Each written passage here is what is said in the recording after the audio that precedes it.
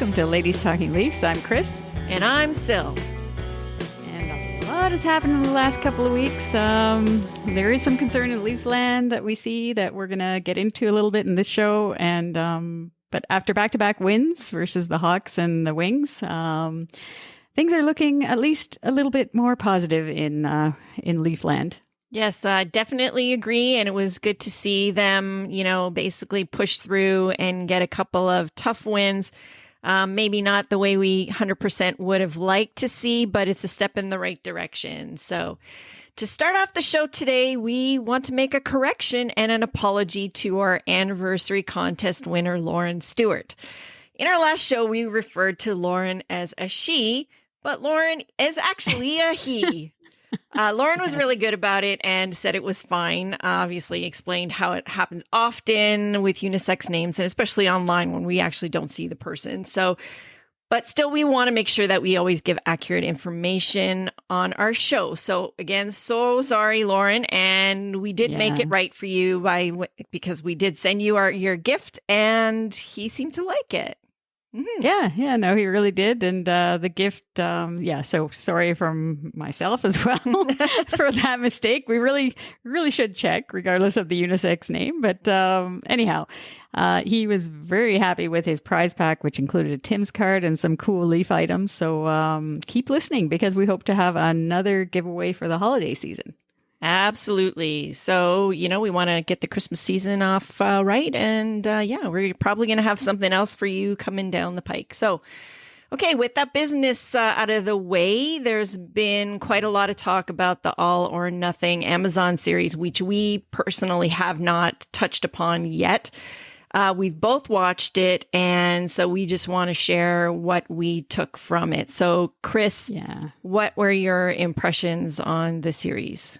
Yeah, so, it actually wasn't, it was bad. Like, I would say episode 5, LeafsNation, you got to prepare yourself for that one for the final episode. Make sure you're in a right frame of mind, obviously, to watch, I guess, obviously, they go through the playoff loss to Montreal. But a couple of things stood out to me, really, were the way they treated Freddie. I just don't think it actually proved to me that they didn't give him a fair chance to get back in the net. Mm-hmm. And they were just like clearly, I think it was more from Dubas actually, but Dubas and Keefe, they didn't have any confidence in him coming back from that injury. I don't know. I just saw that and especially I would think it was in episode 4 when he was ready to come back for that last, he was going to play the last, regular season game, one of them. And they just didn't seem to give Freddie a positive frame of mind either. So there was that part of it. And then the other part of it was with Sheldon Keefe himself. I was, besides every word being the F word, I thought it was quite interesting that how he worked with individual players and as a group as well, and just holding the players accountable, even Austin Matthews at the start of the show. So that was good. And but I can see the way they say a lot of the media are saying now, like this first couple of weeks of the season, it's kind of like a hangover from that loss, and that's stuck in their mind. And that's why Marner isn't having, or the whole team basically, but everyone's focusing on Mitch Marner. And I think actually what I think they should do is instead show the players the passion returns. We both have a copy of that video. So I think it would be much better if they watch that instead in order to change their frame of mind. Yeah. Yeah. Well, what do you think of it? I have to agree with you on the Freddie front. One thing that actually really stood out to me is how it's like he was already off the team for episode 5. It's like he was not part of it at all. No. I just was really that really sort of stuck in my mind. I do see that Keefe and Dubas have this good cop, bad cop kind of thing, between the two of them. Keefe seems to be the real push guys, and Dubas seems to be the, sit guys down and talk to them and see how they're feeling guy. So they definitely have this partnership where they kind of work together in this way. It was interesting. Didn't you think it was interesting when they were making the decision about who was going to start for the playoffs? Yeah. And I think it was definitely Dubas that said to for once, Keith, for once you made the right decision. I'm still trying to think, was he actually meaning to say it that way to him? Think so. I don't know. I think because they also showed that is a Bill Belichick-ism, and he brought that up, and they made a point to show Dubas in another shot, in a totally different part where there's a Bill Belichick picture of him, I think, in his office. So I think he's kind of a little Bill Belichick is obviously somebody who's inspired him. And so I think that's kind of part of where that comes from. But yeah, that's one of the things that I kind of really noticed. But another thing that stood out to me is what a big role Spezza has on this team. Beyond what he does on the ice, you could really see in the room how important he is as far as somebody who speaks up, somebody who has taught these guys some things and about, what it means to be a pro. So I'm just super happy that they decided to keep him around, because I think he actually is an important person for this team. Yeah. One last thing that before we move on, but no, I got one more thing to say actually too. Oh, you do? Yeah. Okay, I don't want to stop you, but no, I like their little in the room. I like their Stanley Cup thing, their little Stanley Cup. Well, it's funny that you mentioned that, because I actually think they should get rid of that thing, because to me, it's only good if you're already a team that's established and got over that first hump, because to me, I'm thinking they had to sit there and stare at that gaping hole for 3 games that they couldn't fill. Well, I honestly think they should throw that thing out. They probably are now, because it didn't work out very well. I mean, at first I saw it, I thought, oh, that's a really cute idea. But then I thought, no, now they have that 3 pucks in there and that 4th one that they just couldn't fill that gaping hole. Anyhow, so before we get into the show, we want to just ask a favor of our listeners. So after listening to the show, if you could just take the time to give us a review.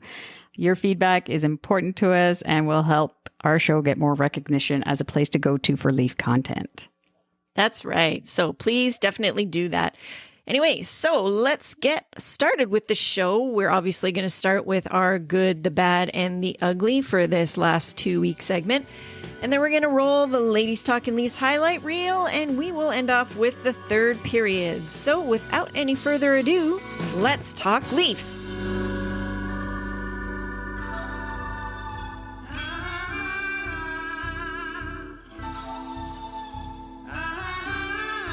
All right, the good, the bad, the ugly.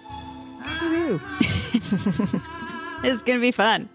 So actually, there wasn't too much good until Friday, at least for me. Morgan Rielly signing, that's my good. 8 years, $7.5 million average annual value. And I like to see this move. Finally, Kyle Dubas has signed somebody that was a pending UFA. And it's just nice to see our own draft pick choose to stay with us and take a bit of a discount as well. And I actually think his signing is going to get us going as a team. I mean, it might have already started with these. I mean, obviously they won against Chicago on Wednesday before the signing, but I don't know. I just think he's an important leader in the room, and he's already the longest serving Leaf. And if he goes the full 8 years, he could even go after George Armstrong's record for most games played as a Leaf. So, and I don't know, he probably should have been named captain when that decision was made, or at least I'm sure he was given consideration, but yeah, I don't know. I really like the deal, and I think, I mean, he's only 27. A lot of people are saying, what's it going to look like at the end of the 8 years, or maybe year 6 to 8. But we need defense now. So, and he's a puck moving defenseman. He would have got way north of 8.5 probably million on the market. Yeah. So I don't know. I think you agree with me. I definitely do agree with you. And I would say too that like the fact that Dubas did sign him early on, I think that says something about their priorities also. Rielly he's a true blue Leaf. Like, and there's something even going back to the Amazon series, like that's one thing I noticed. He's always the last person to yell out, go white or go blue before they get out on the ice. So I was thinking there's of that. something about that, right? And I was thinking when we go to a game, we have to say, let's go blue. right? And then at home when or if we're on the road with them, we got to go, let's go white. Yeah, absolutely. So 100%, I think that it's a fantastic deal for us. He is a true blue Maple Leaf. He is the longest serving Leaf. I think we all know now for sure. He signed on the dotted line. He wants to be here, and he could have got more, and he probably knows that. But this is home, like what he said. So I'm not worried about him, not being fit down the road, because he's always been one of the fittest Leafs on the team from the very beginning. I think he takes good care of himself. So, we'll see. And hopefully by then he'll have a pedigree of winning, to pass on to our future teams going forward. So that's for sure. Anyway, so what's your good? Though? My good, I'm going to say Chippy Mitch Marner. So since he got his teeth caved in, somehow that kind of lit him up a little bit. I don't know, maybe getting his teeth fixed and stuff. He's liking what he sees in the mirror. I don't know. But I think that he has played a lot better. He looks a lot more like his old self. He's being a little bit more creative. I like the fact that they put him back with Tavares again. And mix things up like that. They're getting to play together a little bit more. So hopefully they can continue building on some of their chemistry there. So I think that he has looked a lot better over the last few games, and I want to see obviously it going in the net more for him. It was really great to see that yesterday. And yeah, so I'm going to give him some love and say that Mitch is my man. Yeah, it was good for Mitch to get the garbage goal versus the Red Wings, basically. That's what they got to focus on, getting a lot of garbage goals right now, because I do think that is part of their Achilles heel. Like we always hear right now, when they lose, they've gotten goalied by every freaking goalie in the league. They can't all be freaking superstars. I just think that they do not adjust well when somebody's shutting the door on them. So that's what they need to work on, finding ways to get some trash in front of the net. So, because that's basically what happened to us in that final series too, is that basically Carey Price shut the door and then we just couldn't get anything past him. And it gets in our head and they just can't freaking find a way to park themselves in front of there and get some garbage in there.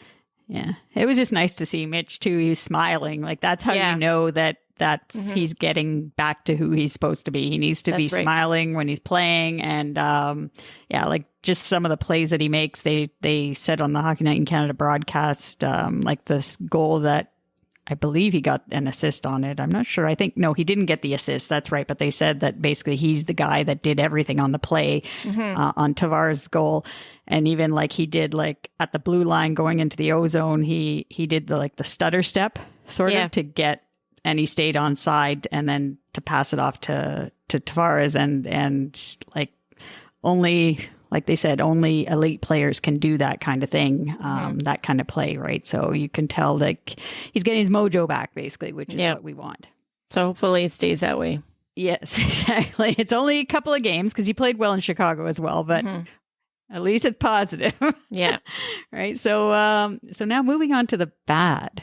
So for the bad, I had JT actually as the bad, and it wasn't really, I mean, originally it was because of a little bit of both, two things: his play and his role as the captain of the team. But his play has obviously the last couple of games, again, it's improved, because we're recording this on the Sunday in case the listeners out there are wondering. But yeah, his play, he's definitely, like, he got the goal on Wednesday night versus the Hawks, and then last night he had a goal and 2 assists. So he seems to be going, both him and Marner, basically. Hopefully that tandem starts to click again like it did a couple of seasons ago. But I want to see more of that, where John Tavares he's a quiet obviously a quiet leader, similar in the way like Matt's, I guess.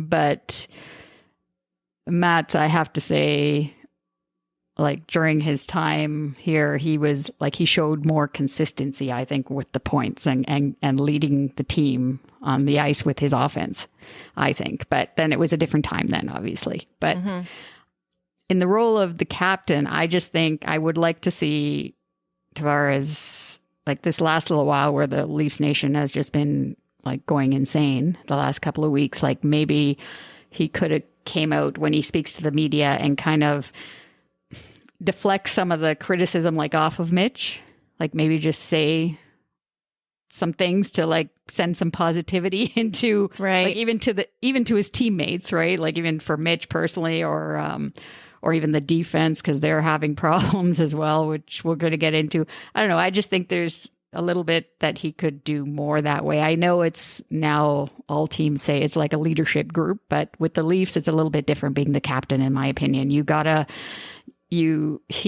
don't know. He has to me, I would like to just see a little bit more of him speaking about, like, to deflect some of the criticism, I guess, on the team, so that he can try and calm down. I mean, some people won't calm down on Leafs Nation. They're just gonna ream on the team constantly, and it doesn't matter. It's just words, basically, right? Is what they're gonna say. But for me, I like to hear that something from our captain. I agree with you there, but I actually do think that the media has a part to play in that piece, because they don't hold him accountable. They don't ask him tough questions like that. And I just remember how they used to, and I don't know if because of Phaneuf wasn't a good speaker or what, but they used to just grill him after games and purposely make him look bad, Yeah. And I recall too that they would ask Matt's tough questions, and Matt's would always have his big sigh, before he answered the question.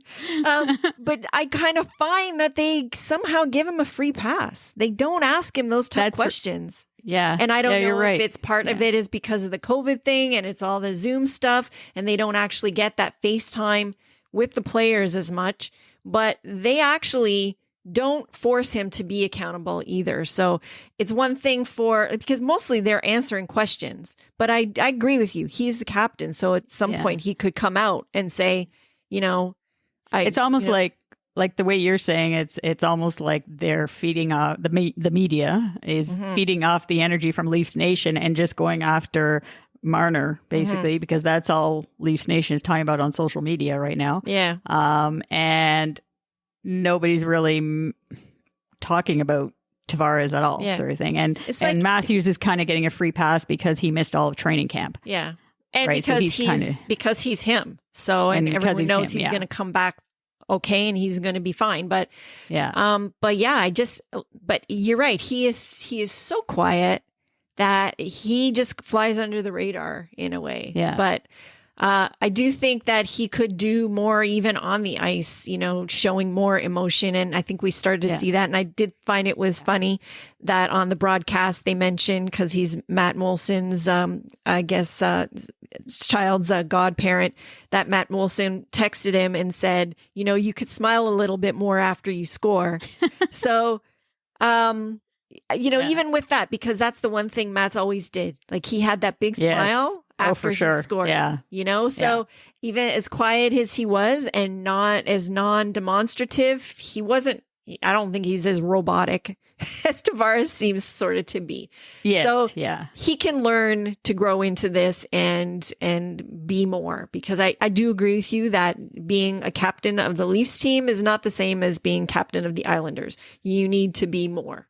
Yeah. Because you're representing a storied Original Six franchise. Yeah. So bottom line. Exactly. Yeah.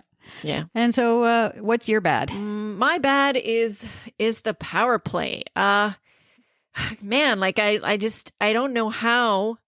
I just think, again, like it still goes back to the mental aspect, but I don't know how we could be in the bottom third of the league still with the players that we have. It's ridiculous. That whole thing with Mitch with the bumper thing doesn't seem to be working, because again, I think he's got to think too much about where he needs to be or whatever. Why? No, but now the last couple of games they switched him back to the flank. Yeah, right? I know. So but I mean, even though it's in. still not working. But the other part of the problem with the power play is, how many have we had? You can probably count them on one hand. Yeah. Less than 5 per game. Like, we're not drawing penalties. How are you supposed to get good at them when you're not having time to practice them in game? Like, they need to be drawing penalties somehow. Yes. Yeah, I know. And it's interesting though, too, the second unit. I don't know. Yeah, I know. They seem to get a lot more. I guess they're more relaxed or something, but I don't know, they seem to be getting a lot more chances, and they've scored a couple of power play goals. Yeah. But then the other thing too is they have Sandin on that unit, and I do think that he is definitely a huge asset on the power play, just because of how he is along the blue line there and getting shots through. But, yeah, but still, I mean, when you have that's four, not an excuse. No way. And I don't think that he's like the whole reason, but yeah, I don't know. So they have to get it going somehow. Like, again, they need to get some garbage goals in there too. Yeah, they need find ways to get it in. Yeah. Yeah, because I'm just tired of this whole being goalied thing, because that's just bull crap, in my opinion. Sorry, we are a clean show. Yeah. I don't know. I mean, they've been through, obviously now this is their third power play coach that they're going to be going through. So in some ways, coaching. No, in some ways, I just wish Keefe would just say, you know what, you guys draw it up. You tell us, sort of thing, right? Maybe he's already tried that, because you can see the frustration in Keefe as well. Yeah, but yeah, no, that definitely needs improving. But like you said, you need the power play opportunities to get the practice on it, right? Exactly. So, I don't know. We'll see how it goes. All right, moving on to the ugly. And there was quite a bit of ugly in the last couple of weeks, unfortunately. We've been trying to deflect it a little bit by talking about just the last couple of games. But both of our uglies, we chose the same thing, is the Muzzin and Hall D pairing. Yeah. And actually we got a question from one of our Facebook followers, Ferdinand Pereira, giving him a shout out for the question. And he asked us, what do we think of Hall being scratched and the new D pairings? So this basically falls into this ugly that we've chosen here. And I don't know. I don't want to answer Ferdinand's question. I don't think it's just Justin Hall too. Like, I mean, Muzzin has looked slow, 100%. Since the start of the season, and not himself. But Justin Hall's effort in Chicago wasn't there. You could just see, he's a big guy, and to let somebody just go right past him on one of Chicago's goals, or breaks, it was ridiculous, basically. So he's a -7 in 7 games so far. And actually Muzzin's even worse than that. Yeah, he's played 1 extra game now.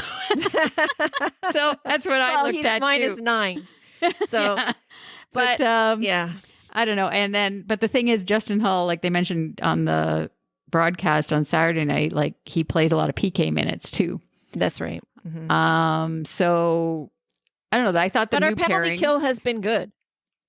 Yeah. I thought the new pairings for just the one night were good, especially Sandin and Liljegren. You could tell their experience from the Marlies. Yeah. They're very really comfortable came out. together. Yes, I was going to say Liljegren is my honorable mention for my good, because it's a short sample size. I didn't want to pick that, but I actually thought he played amazing last night and looked the most comfortable I've seen him so far. And that, I think, should push Justin Hall to play better next. I think he's going to get in next game again. I think Dermott is going to be out personally against Vegas. Maybe not, but Dermott ended up being benched in the in the third period of the Wings game. It's disappointing that when he gets an opportunity, he's not able to rise to the occasion, because he's played great in that third pairing, and he deserved to be elevated. But when they do that, they're expecting him to do something with it. And for whatever reason, I mean, he didn't play super horrible, but he's just not rising to the occasion, which is what they need to see from him. Yeah. So I don't know. That part's really disappointing. Whereas the Muzzin with Brody, I thought they played okay. Like they did, but Muzzin still made a couple of bad mistakes, still was out of position on some things. Yeah. And he seems really slow. So I'm wondering if he needs to, because he's getting a little older now, if he needs to be talking to Spezza to find out about how to switch up his off-season training to make it just, because as you're getting older as a player, I think these things just kind of fall off a cliff for you. They don't gradually, slow down. So from one season to the next, what worked for you before maybe isn't working. So I think he might have to kind of look at that and figure out how he's going to prepare himself going forward, because maybe what he has been doing in the past is just not enough anymore. Yeah. So because it seems to be like he's just slow to get back in the groove. Injured. Either that or he's injured. Yeah, but it doesn't sound like he keeps saying not.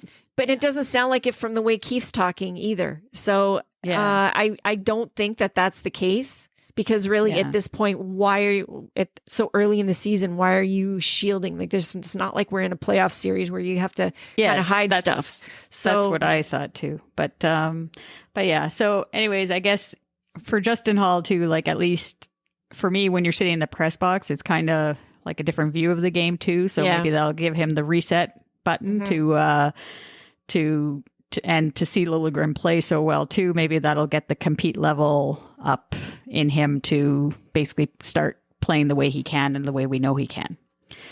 So as we said, there's not a lot of highlight reel moments, and this was a tough one for our next segment, our highlight reel, the Ladies Talking Leafs highlight reel.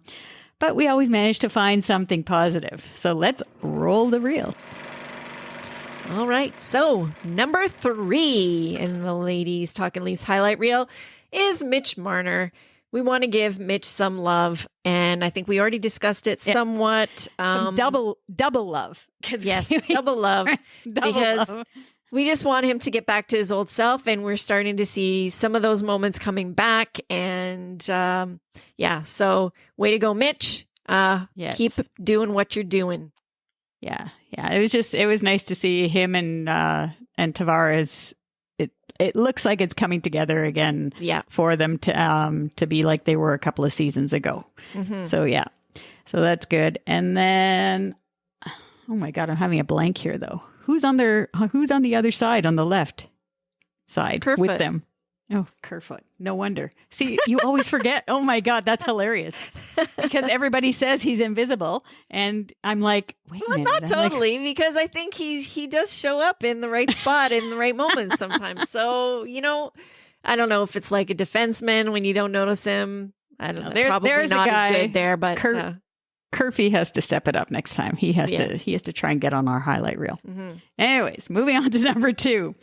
Number 2 is Willie's OT winner versus the Hawks. I just love the swagger that guy has. It's just it's oh God. And he's won just like his countryman there, Mats, years ago. Like he loves to score goals. And I don't know. I just love it to see and scoring in OT on that breakaway. He's just such a smooth skater. Yeah. And he just has the the shifty moves, that sort of thing. It just makes it more exciting. You know, when he's going in on a breakaway that he's going to do something. And that was a nice OT winner goal that he had versus the Hawks. I don't think I couldn't have said it any better myself. I don't really have much to add there, except that leads us nicely into our number one spot on the highlight reel, which of course is Austin Matthews showing so much emotion on the bench and after Willie scored in OT versus the Hawks. Like I just love to see that. Actually, I think that we could have used more of that in the playoffs last year, to be frank. Yes. Basically the fact that he's speaking out and even speaking out on the bench. I mean, you might wonder if that led to Hall being out the next game also, because he messed up on that offside there. And I just actually love to see that. Actually, you see, Austin Matthews has to be listening to us because we tweeted, as soon as Hall made that mistake, we tweeted out, Justin Hall needs to be benched. That was our tweet. And then right after that, Austin Matthews went after Justin Hall on the bench with that. He's listening to it while they're in game telepathically? Okay. Yes. Yeah. That's how much power we have as fans. Exactly. But yeah. So it was nice. We like that energy from absolutely. Austin. We need to see more of that. So the more emotion they play with, the better they're going to play. Like I don't know. And I guess that comes back to what you're saying about John Tavares too, is that, how your leadership goes is how you go. And if he is the top guy and he's so quiet, then what happens to everybody who's underneath him? There is a pecking order. So you don't want to kind of, go over his head in some instances, but I don't know. I was happy to see that. And if they really truly are a leadership group, then I don't think there should be anything wrong with that. Yeah. All right. So Austin Matthews is showing the emotion, which we love. And we're going to do the same thing in our next segment, the third period. So Sil, what do you want to talk about in the third period? This is kind of like an open discussion here. So what's your topic? My topic is basically the Leafs popularity with the fans, and is it waning? There's been a lot of talk recently about, fan apathy, especially with the games, starting with fans being allowed in, people noticing empty seats and the like, and then people wondering, does that mean that fans are, jumping off the bandwagon in droves? I don't know. I actually kind of think that people need to recall or think about how old this franchise is and how many times in our history we have seen the building half empty. In fact, back in 92, before things got rolling with Dougie and Wendell and co, basically we were able to become subscribers because so many people jumped off the bandwagon and the building was so empty that we were able to put our name in on a waiting list and get called up right away. So this isn't the first time that it's kind of seemed that way.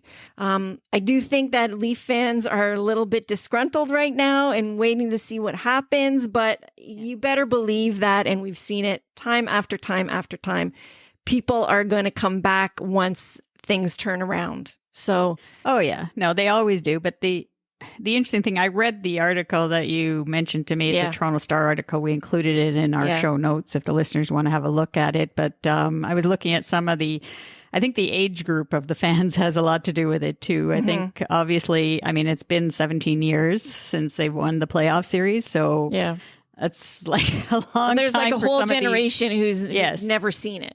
Yeah. They've never seen the Leafs win, right? So I can understand, obviously, their frustration totally. Whereas we lived through, obviously, one of the greatest times to be a Leaf fan. We didn't get to the finals, but we should have, even though Wayne Gretzky screwed us over, basically. But yes, so I think that has a lot to do with it. And I just also think it kind of ties into what my third period is subject with the social media. It kind of ties in with it. It's like I remember listening to the radio in 1981 what was it, 1981, March 19, 1981. I actually could pick it out I Googled it because I knew it was the Leafs versus Buffalo, and they lost. The Leafs lost 14-4. And I remember as a kid, I was listening to it on the radio because at that time, not all the games were on TV in 1981. And obviously that was a traumatic experience for me because I remember the score, and because I was actually surprised that I could find it when I Googled it. I put 14-4 and I put Toronto Maple Leafs, and it came up, and it reminded me it was the Sabres. I thought there was a possibility it was Boston. But to me, like those years in the 80s, those were the worst. Like these people, the worst. They have no idea. These fans have no idea. Yeah. But dedicated as we were at that time, I listened to that whole game, all 14 goals that the Sabres got. I stayed there through to the third period. And that's just because obviously we're diehard fans. So, this is nothing. Like it's probably a hangover, like the way they're saying, from that loss to Montreal, because they were devastated in losing in that way and to that opponent, obviously. And they don't want to lose. Like, we know that. Like, the team, like the players, they want to win. They're giving it their all. But they do want to win. But I have to say, too, like, on their side, a lot has been given to them.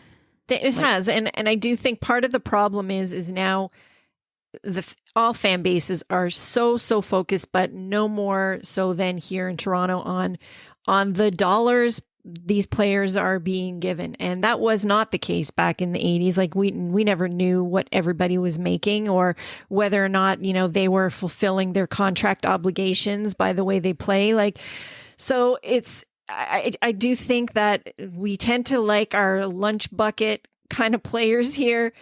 But at the time, we didn't necessarily know who was getting the most. So maybe if we did, we'd be like, maybe Wendell was making the most, and we would be, PO'd that, if he didn't score for a few games in a row or whatever, although Wendell always showed up. So that was probably a bad example. But you get what I'm saying, is that I think there would have been times where maybe he had an off night or whatever. Yeah. And we would have, but I mean, some of the comments that the fans now, like, they're saying, one comment I read on Twitter was trading Morgan Rielly for Carlton the Bear. Well, now we can't because, I guess they still could trade him this year, but next year they can't trade him for anybody because he's got no move. So yeah, and trading Marner to Arizona for Phil Kessel. Yeah, like those are ridiculous. Yeah. Like, but those are not real takes. They're like, this is the thing, thrown out there for effect. I actually because think people are going to respond to that. However, I think they're Hab fans. I do. I think they're disguising themselves. Yeah. As Leaf fans, and they're making these ridiculous comments just to get us going. But anybody can have a burner phone these days, or a burner account. Yeah. So one other thing I want to mention, though, too, just to do with Freddie Anderson, going back to him and that game with Carolina. I mean, I was happy that, we didn't play well that night, obviously, but personally, I think he gave the goal to Matthews. Behind the net. I think so. I think they planned it. I don't think so. I do not think so. But he's still undefeated, at least up until now. Sunday, they're playing tonight, Carolina, so we'll see what happens. But so obviously the fans out there who thought that Freddie Anderson was the problem, he's doing quite fine in Carolina, so he can't. And it's the start of the season too, so normally he's always slow out of the gate. But he seems to be doing okay. Mentally, though, you got to wonder what a season like that for him did to his mental focus. I mean, he's got something huge to prove. So maybe it lit up something under him differently than in past off seasons. So, I mean, obviously that left a sour taste in his mouth. So I can only imagine that he, used it to his advantage this summer in the way he prepared. Yeah. So, although I have to say, I am getting tired of hearing about him and Zach Hyman. Yeah, really. And all the success they're having. It's great that they're having success, but it's just like, I just want to enough already. Talk about talk about our team, about our Leafs. We'll be good. Yeah. So what's coming up the next couple of weeks? So the next couple of weeks, it's going to be pretty busy for the Leafs with games almost every other night. This week we have Vegas and then Tampa and Boston, which I think are going to be our tougher games. Although Tampa for sure, yes, especially because they're sort of in the same boat with us and we're kind of neck and neck with them at the moment. They have not had a great start either, but they've got all the talent in the world and an all-world goalie. So we know that's not going to be an easy out. Boston, I don't know about them. I think if anything, it'll be a mentally tough game, but really they're not doing so hot right now. I think they're beatable. So, but I'm looking forward demons with that.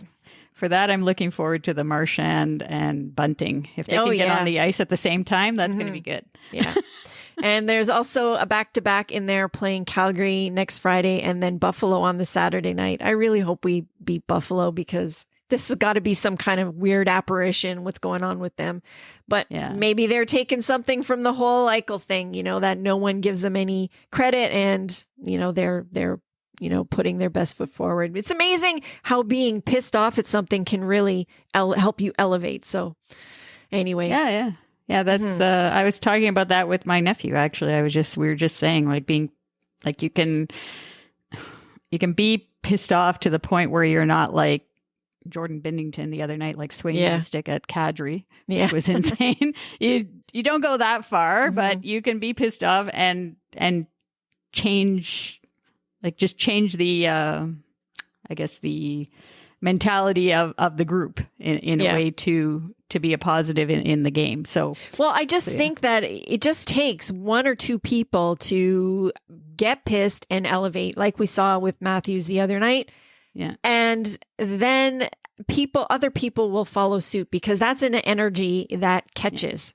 Yeah, and it was also Simmons there apparently that was the one that said the words in the dressing room, which I was happy to hear that too because it's being a good Scarborough boy that he is. That's right. Yeah. So what are you looking forward to seeing from the team? I guess over the next couple of weeks. I just want to see more of the same. I want to see more of that energy. I want to see them, getting some more of those ugly goals, and I want to see them kind of building on it and kind of, I want to see a little bit of improvement from game to game to game. So and that's what they've been doing the last couple of games, and I want to also see a commitment to the team defense. They got to get it going that way. Just to, I don't know. They got to solidify that part of their game a little bit hopefully over the next couple of weeks. And they definitely need to do something with this power play, something with that number one power play. They got to get it going somehow because it's just ridiculous the way it is right now. It shouldn't be as poor as it is right now. So we're going into the second month of the regular season. And Morgan Rielly is going to be a Leaf for quite some time, and nobody is going to get fired. He said that we've been talking about our LeafsNation has been talking about that the last little bit. So no one's getting fired. Seeing how happy everybody was for Morgan Rielly signing, I love to see that. And I think that's also something, this guy is committed to the team, and that should also give them some stability because basically they've been kind of losing their friends for nothing over the last few years. So now they've got this guy who has made a commitment long term, and I'm hoping that also does something. Oh yeah, no, for sure. I mean, it was nice to see it after practice there where they announced it. That's exactly what I'm talking about. Yeah. Yeah. So if you have any thoughts on what we talked about on the show today, please DM us on social media or email us at ladiestalkingleafs@gmail.com. We'd love to hear from you. And be sure to follow us on social media on Twitter, Instagram, and Facebook. Our handle is at LTL1917. And another way to connect with us is at Ko-fi.com. You can follow us there. And if you choose to, you can also support us by buying us a coffee. Any donation goes towards helping us produce the show and making it even better for you. So you can find the link to our Ko-fi page on our show notes or in any of our social media profile pages. And as always, thank you to our healthcare workers and everything that they do. Thank you for listening. And please follow or subscribe to the podcast on Apple, Spotify, or your favorite app. And we also are available on YouTube now. So we have a YouTube channel. If you can, listen to the show there too, and follow us and like the show too. Yes, definitely. So stay safe and well, everybody. And we'll be back again in another couple of weeks. Go, Leafs, go! go! Leafs, go!